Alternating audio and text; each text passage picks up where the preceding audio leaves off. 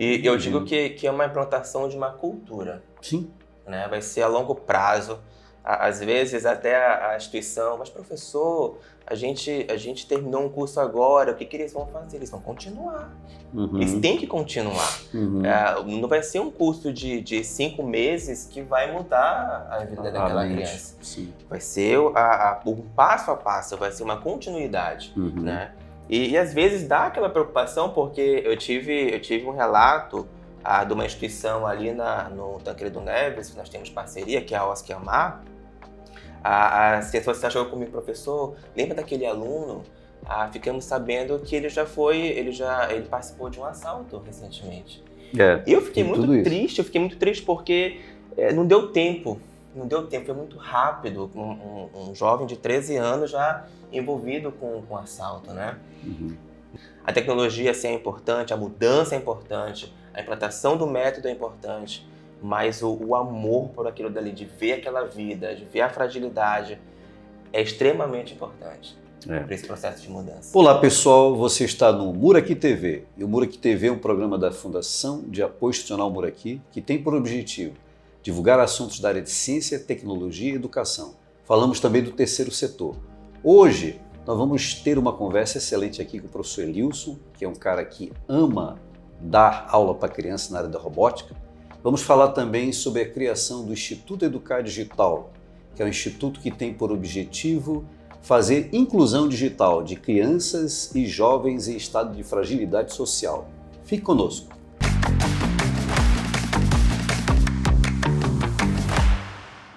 Então, pessoal, hoje nós vamos falar sobre o Instituto Educar Digital e o papel que o professor Elilson desenvolve dentro do Instituto. Mas antes, queria fazer um pequeno histórico.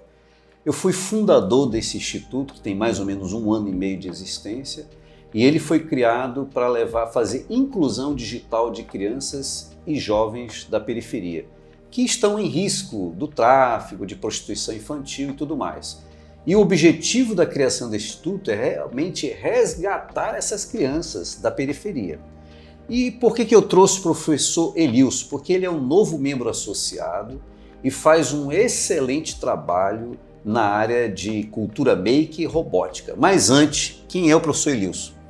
Obrigado, professor, pelo convite, participar aqui desse programa. Professor Elilson é hoje adulto, mas antes um menino do interior de Rondônia. Fui criado ali pela região de Porto Velho, fui criado em comunidade, sempre brincava na rua, falta de oportunidades, e depois vim para Manaus, também criado em comunidade. E o professor Elilson, ele começou a estudar também em instituições sociais, Eu fui menor aprendiz, no Centro Social Nossa Senhora das Graças. Depois, crescendo e vendo a mudança de tecnologia, comecei mais a ir para o lado de curiosidade, Eu gostava de abrir alguma coisa, de pintar alguma coisa. E começou aquele boom de tecnologia, as faculdades, Ficava isso mais acessível, porque antes eu acho que só a pequena minoria conseguia fazer curso de graduação. Então eu consegui ir para a faculdade. Só que lá na graduação eu observava que só, principalmente o meu curso, que era um curso tecnológico, só apenas algumas pessoas tinham interesse em ensinar. Por exemplo, a gente vai implantar um novo sistema numa empresa, nós tínhamos que treinar as pessoas que iriam usar aquele sistema. E eu ficava preocupado que os meus colegas não queriam ensinar, eles queriam desenvolver. Os programadores, Programava, criava o sistema e quando dava problema, não, era o usuário culpado, e eu sempre levantava a bandeira, nós temos que treinar as pessoas, nós temos que ensinar as pessoas. Claro. E ali só tinha, eu acho que era eu e um outro amigo que tinha essa bandeira, o restante todo mundo, não, vamos criar startups, vamos desenvolver aplicativos, e a gente sempre com a bandeira do ensino. E eu me tornei professor, por causa disso, um outro amigo também. E como é que eu fui para crianças? Primeiro eu comecei a dar aula para adolescentes, em uma escola na Cidade Nova, ali de informática básica. Aí eu estava na graduação, ainda no finalzinho da graduação, foi quando um amigo meu que já estava dando aula nessa escola, ele falou bem assim, Elius, você não quer ir para essa escola, ficar no meu lugar, porque eu não consigo trabalhar com crianças, né? E eu já tinha um trabalho voluntário com crianças há mais de 8 anos na época, então isso facilitou ir trabalhar com crianças. Aí depois ele me convidou para ir para essa escola, entrei nessa escola, passei 3 anos lá trabalhando desde a educação infantil até o ensino médio. A escola também me deu tudo, educação infantil até o ensino médio. Então, às vezes eu estava brincando, ensinando uma criança ali de forma lúdica na educação infantil num tempo, no outro já pegava o ensino médio. Então era uma divisão ali de segmento bem rápido, né? E lá a escola começou a implantar o curso a disciplina de robótica. Eles contrataram uma empresa que ficou 1 ano lá com eles. E eu também, vendo a oportunidade, me ofereci a trabalhar também junto com eles, junto com essa empresa. Passei, acho que mais ou menos 1 ano e meio ensinando já robótica, deixei a informática, a escola decidiu tirar a informática básica e implantou robótica ali. E logo em seguida começou a aparecer outras oportunidades, né? Então, eu fui para outras escolas de robótica aqui de Manaus, privadas. E no ano de 2023 veio o convite para a gente fazer essa união de forças com o Instituto Educar Digital. Eu não sei se vocês sabem, mas assim, às vezes a gente não convive com a periferia, né, professor? Sim. E é muito triste a gente ver crianças que às vezes sofrem abusos, estão envolvidas no tráfego, às vezes é prostituição infantil, são coisas muito graves. E nós já tínhamos, assim como professor, algum envolvimento no social, também já tínhamos lá na nossa igreja. E a intenção sempre foi assim, de dar oportunidade às crianças da periferia. Por exemplo, nós sabemos que toda tecnologia, ela em si só, ela não é inclusiva, às vezes ela é exclusiva porque ela separa as pessoas por causa dos recursos, né? Então, como é que você vai ensinar tecnologias sofisticadas uma população que às vezes não tem educação, não teve formação, não teve preparação de matemática, tudo isso. Então, as crianças em si, elas já sofrem essa exclusão, esse afastamento. O distanciamento fica cada vez maior. E à medida que a tecnologia evolui, certo? Com o passado, porque ela sempre tende a ser mais rápida, mais exponencial, maior esse distanciamento. Então, a nossa luta aqui, qual é? Qual é o nosso desafio?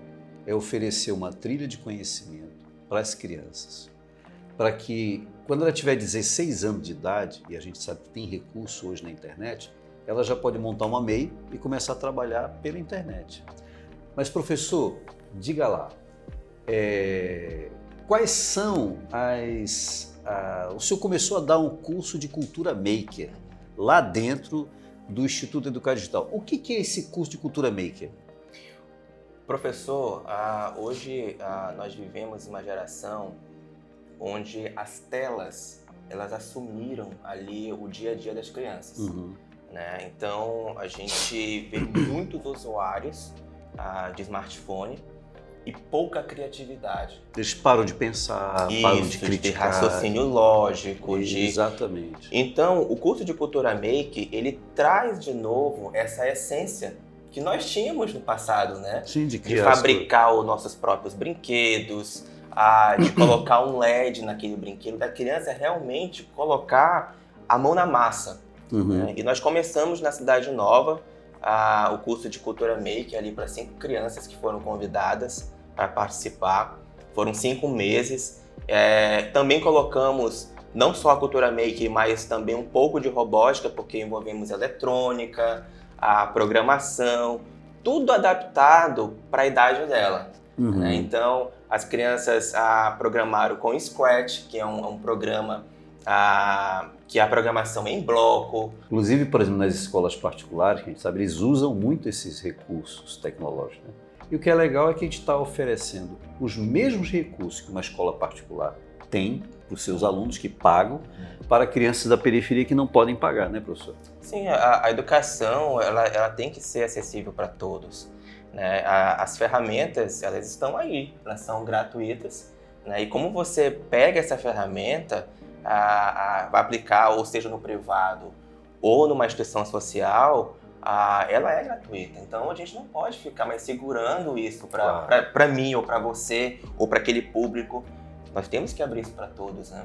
E olha, pessoal, só para vocês terem uma ideia, hoje, no mundo que se configura, hoje no mundo moderno, as nações poderosas são aquelas que investiram muito em educação tecnológica, certo? Então, onde existe maior campo de pesquisa, desenvolvimento, inovação, tecnologia, porque existe uma população toda de jovens que foram formados naquela cultura, de modo que a nação ela tem uma grande riqueza, mentes pensantes no processo de criação e inovação. Agora imagina um país de terceiro mundo com grande parte dos seus jovens sem oportunidade para ter acesso a esse conhecimento. Então hoje eu fico pensando assim, nós somos uma gotinha no oceano, nós somos um passarinho tentando pingar uma gota num grande incêndio, mas eu diria assim, que é um esforço que tem que ser coletivo de várias instituições para a gente promover o ensino tecnológico. Porque é até bom que vocês saibam, por exemplo, a gente fala muito de startup, né? Startup. E as startups só vão nascer, só vão existir se tiver gente no processo de criação, de inovação. Daí a cultura maker. Isso. Né, professor? Que hoje em dia o jovem, ele está muito assim, ele pensa pouco, cria pouco. Como é que a gente quebra isso daí, professor? Professor, primeiro de tudo, é amando as pessoas. Legal, gostei. É amar as pessoas, é ir para a comunidade. Quando eu saí do privado, na verdade mesclei o privado com o instituto, até compartilhei com o senhor que foi um divisor de águas. Porque eu nunca tinha trabalhado, já fui de instituição social, mas de você trabalhar, de você viver a comunidade, é completamente diferente. De você sentir a dor, por exemplo, eu estar apresentando ali um conteúdo novo que eles nunca viram mesmo, porque eles têm muito acesso à internet, muito acesso ao smartphone, mas desenvolver alguma coisa praticamente zero. Mas além de você sentar um aluno, existem várias variáveis que contribuem para aquele aprendizado, para aquela mudança. Então a gente tem crianças que passam fome, crianças que sofreram abuso, crianças que têm uma fragilidade dentro da família, por isso... Às vezes o pai é alcoólatra ou é usuário de drogas também. A instituição é cercada pelo tráfico, né? Inclusive o tráfico ali meio que até apoia algumas ações ali dentro para que funcione. Alguns dos filhos deles também estão lá dentro. Até filho de traficante. Estão lá dentro. Então é de você entender essas variáveis. A dor, por exemplo, eu tive uma aluna que ela tinha muito medo quando eu chegava próximo dela. Eu senti que ela se fechava, ela quase não falava. E eu conversando depois com a assistência social, ela disse, olha, essa menina ela sofreu um abuso. Né? Foi lamentável. Então aquilo, ela sentia até medo que eu chegasse próximo dela. Né? Então, para que a inovação, o novo chegue na cabeça daquelas crianças de comunidade, primeiro você tem que amar. Porque, por exemplo, uma das nossas instituições parceiras fica na Colônia Tem um Aleixo. Então, que é o Instituto Transformando Vidas. Instituto Transformando Vidas. É uma instituição linda no meio ali da Colônia Tem um Aleixo, né? É um apoio dos irmãos que ajudam naquele projeto, né? São mais ou menos, acho que 150 crianças que eles atendem lá, né? Então, você chegar no meio dessas pessoas, dessas crianças, e implantar um novo, são muitas variáveis que precisam ser atingidas ali. E a gente vê assim, dependendo da fragilidade da criança, o trabalho fica mais lento. Sim. Né? É diferente você pegar uma criança saudável do ponto de vista socioemocional, né? Sim. Mas se você pegar uma criança com problemas emocionais, aí tem um trabalho todo. Então, a gente costuma usar o termo transversalidade de ações, né? Tem muita coisa ali. Tem que ter o psicólogo, tem que ter o social, tem que ter o professor como você, com perfil que dá uma aula, que faz por amor aquilo, né?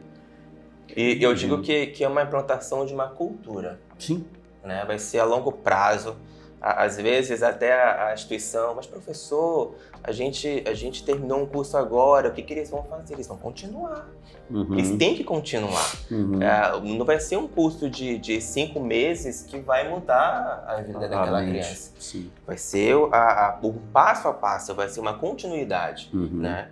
E às vezes dá aquela preocupação, porque eu tive um relato de uma instituição ali no Tancredo Neves, que nós temos parceria, que é a OSC Amar. A ciência social chegou comigo, professor, lembra daquele aluno? Ficamos sabendo que ele participou de um assalto recentemente. E eu fiquei muito triste porque não deu tempo, foi muito rápido, um jovem de 13 anos já envolvido com assalto, né? A tecnologia sim é importante, a mudança é importante, a implantação do método é importante, mas o amor por aquilo dali, de ver aquela vida, de ver a fragilidade, é extremamente importante para esse processo de mudança. Pois é, eu sei que é um desafio muito grande e por trás de todas essas ações, como você muito bem deduziu, tem uma motivação maior, que é amar as pessoas e tentar, na nossa área de inclinação, de conhecimento, oferecer algo para que elas possam sair daquele estado ruim, né? Aquele estado que não é legal. Professor, eu ia lhe perguntar a última coisa, assim, e no campo da robótica, o que a gente está pensando em fazer esse ano aí? Legal.